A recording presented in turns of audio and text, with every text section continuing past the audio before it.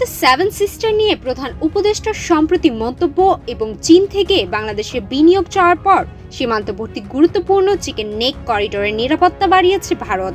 মূলত প্রধান উপদেষ্টা ডক্টর মোহাম্মদ ইউনূসের চীন সফরের পর চিকেন নেক করিডোর নিয়ে ভারতের চিন্তার উদ্বেগ তৈরি হয়েছে।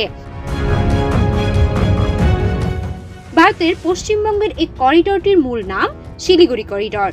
তবে পুরো ভারতের মানচিত্রের সঙ্গে তুলনা করলে এটি দেখতে অনেকটাই মুরগির গলার মতো দেখা যায়। এই কারণে এটিকে চিকেন নেক হিসেবে উল্লেখ করা হয়।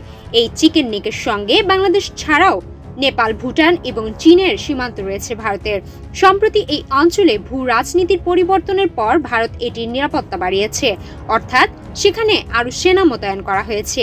এই চিকেন নেক দিয়ে ভারতের মূল অংশ থেকে সেভেন সিস্টার্স রাজ্যগুলোতে যাওয়া এবং পণ্য পরিবহন করা যায়, যেটি সেভেন সিস্টার্সের সঙ্গে মূল ভারতকে যুক্ত করার একমাত্র রাস্তা।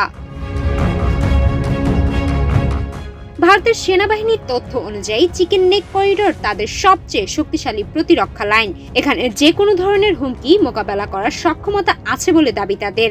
এই করিডোরটির নিরাপত্তার দায়িত্বে আছে ত্রিশক্তি কর্পস, যেটির সদর দপ্তর সুকনায় অবস্থিত, যাদের কাছে সর্বাধিক অস্ত্র রয়েছে, যার মধ্যে রয়েছে রাফায়েল যুদ্ধবিমান, ব্রাহ্মস মিসাইল এবং আধুনিক আকাশ প্রতিরক্ষা ব্যবস্থা।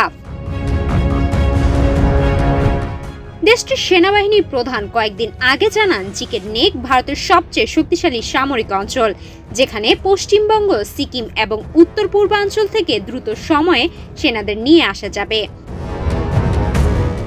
সুমায়া মিতু, বাংলাদেশ প্রতিদিন।